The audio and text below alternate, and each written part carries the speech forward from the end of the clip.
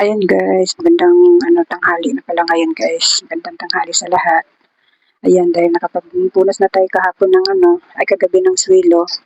Ayan, kaya laban-laban na lang tayo ngayong umaga guys. Ayan, kaya ayan, sasampay na natin yan guys para matuyo na. At naubusan na ng damit yung apo ko kasi siya, pag nasuka siya. Kaya lahat ng damit ayan na. Kaya kailangan matuyo na yan guys at wala na siyang masuot. Ayan guys, sasampay muna natin guys.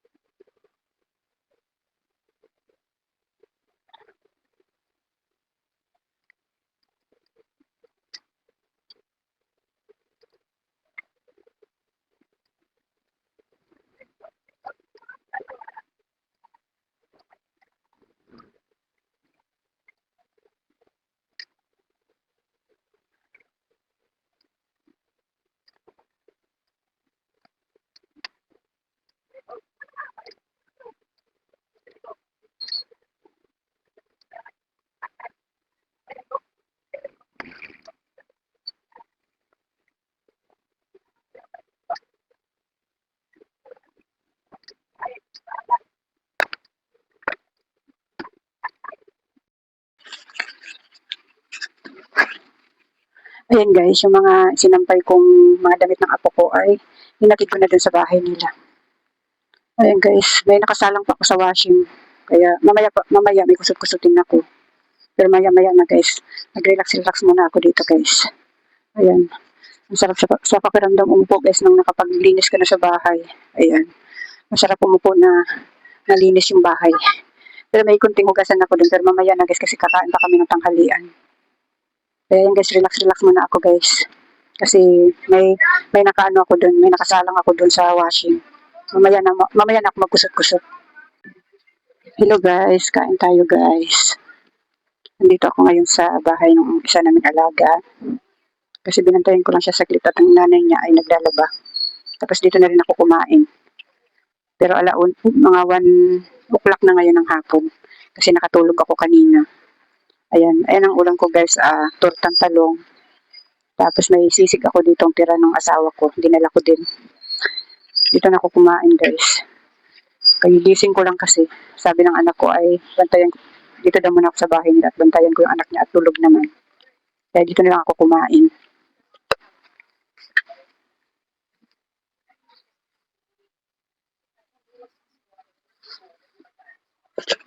Ayan guys, kain tayo guys. Tortang talong ang ulam ko. Sabi ko kasi gulay. Wala daw gulay, kundi yan lang. Tapos magtitimpla ako dito ng tang mango.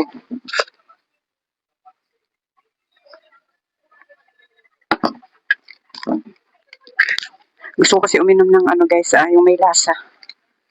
Ayun, mayroon naman akong tank na doon, tank na kalamansi. Tapos may pineapple din ako. Wala lang akong mangga. Kaya sa labas ko pa ito binili.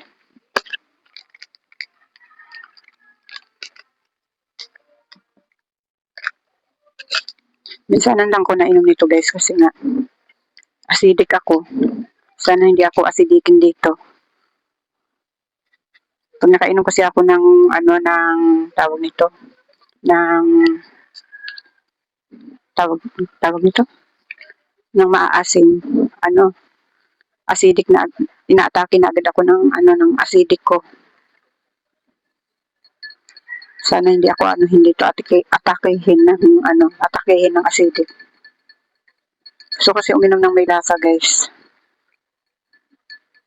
Kaya subukan natin to.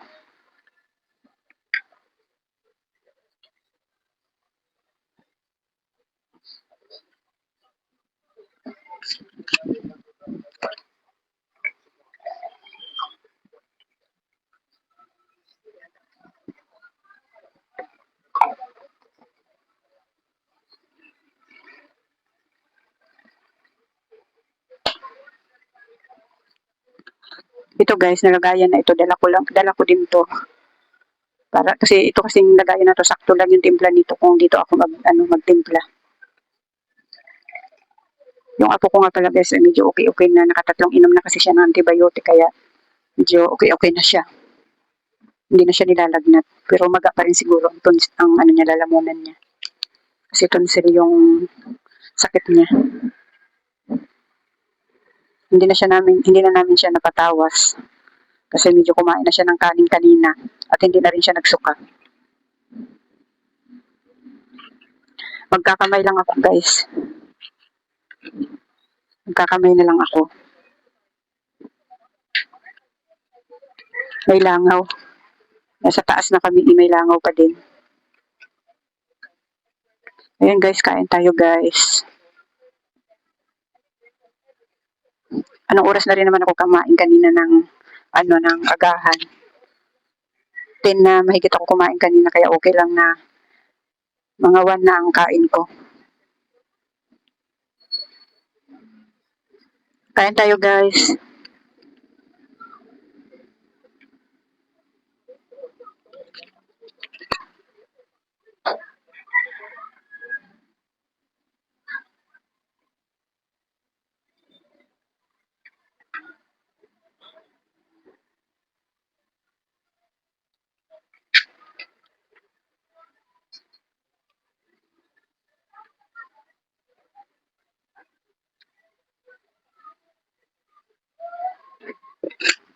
Sobrang liwanag dito guys kasi may bintana dito, tapos may pinto doon, tapos may bintana rin dito. Kaya sobrang liwanag dito.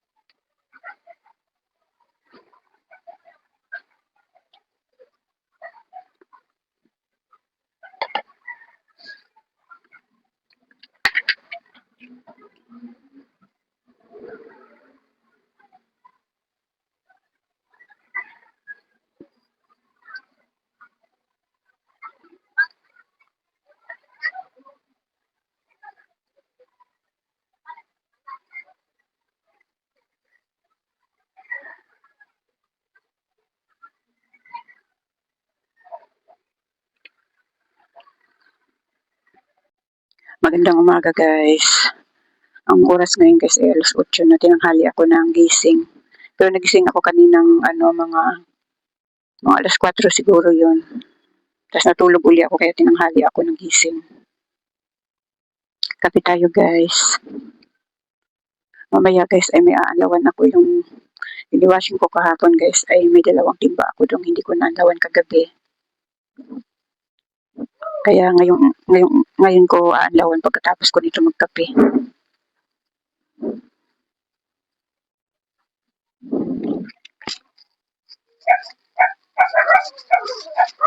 Kaya may tinapay ako ditong pagong. Nagsawa na ako sa pandesal guys kaya nagpagong muna ako. Tapos bagong luto pa siya guys. Kaya masarap kainin to. Bagong luto. Masarap sana may palaman guys. Doon sa bakery na binilang ko ng tinapay wala silang palaman. Naubusan sila ng palaman. Masarap sana yung may palaman na cheese whiz. Masarap talaga kainin yung tinapay guys pag bagong luto.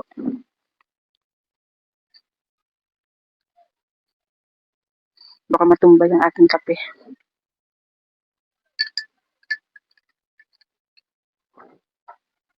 Dito ko sa salasalahan namin guys. Inom ng kape. Nakatakot matumba yung aking yung aking kape.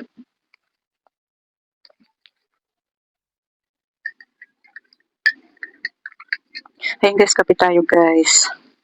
Pag sa umaga talaga guys ay pagising mo hindi mawawala yung kape pag nandito ka sa Pilipinas. Mamaya kasi guys mga 9 kakain uli ako ng kanin. Pero kunti na lang kasi busog pa ako. 8 na ngayon eh. Kunti lang yung kakainin ko mamaya mga 9 kasi inom akong gamot.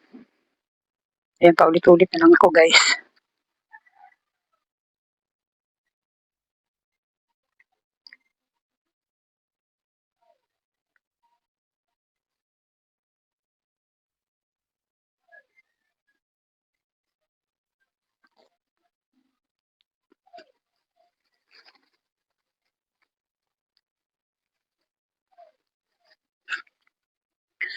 Kahapon kasi guys, kaya hindi ko naalawan yung anlawin ko ay nagpunta uli ako dun sa nagpunta uli ako dun sa isang alaga namin.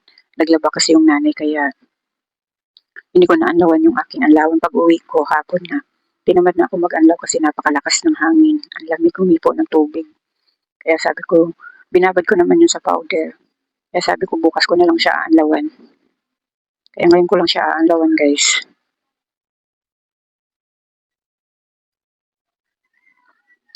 Bukas may alaga na ako, yung tunay na alaga ko.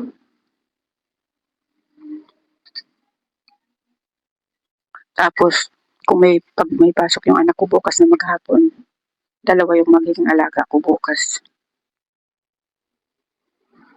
Kasi yung nanay na binantayan ko kahapon ay may pasok na siya bukas.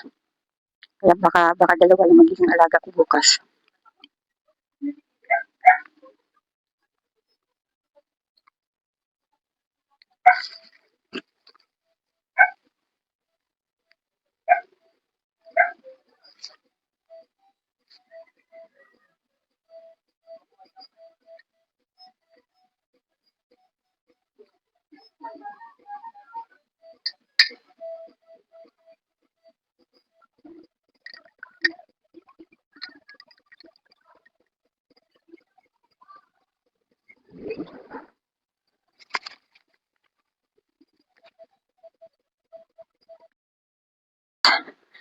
Nagkusot-kusot ako kanina ng mga pajama ng anak ko.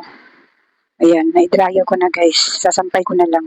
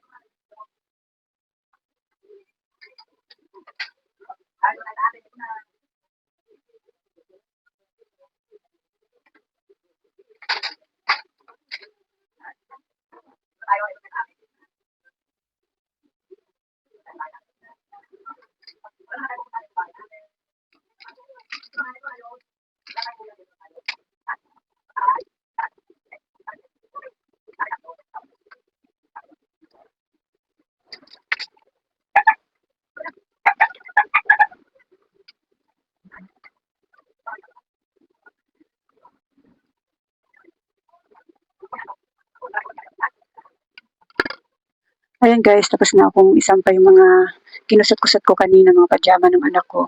Tapos meron pa akong alawin dun sa labas, bali dalawang timba pa yung naiwan ko kahapon. Yung niwashing ko kahapon ay hindi ko pa naanlawan kasi binabad ko siya uli ng powder para bumango-bango.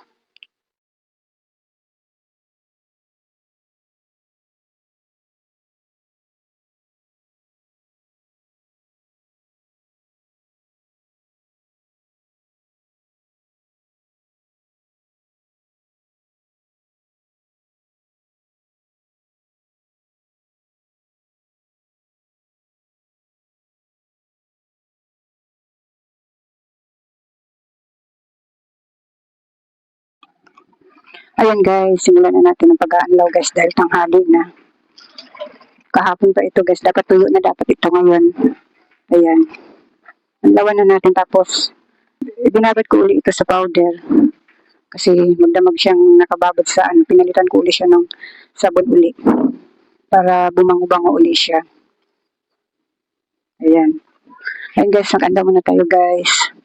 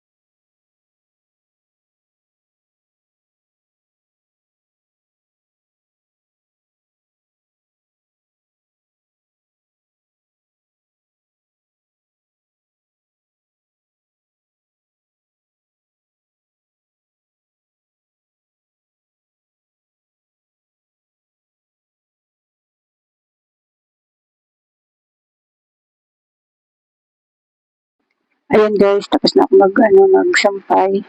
May natira pa ako isang timba dun guys, hindi ko na maipapakita sa inyo ang pag-unlock ko kasi mamayang hapon ko pa yun, maya-maya ko pa yun aanlawan. Kaya hanggang dito na lang muna itong aking vlog guys. Maraming salamat sa panonood at supportan nyo.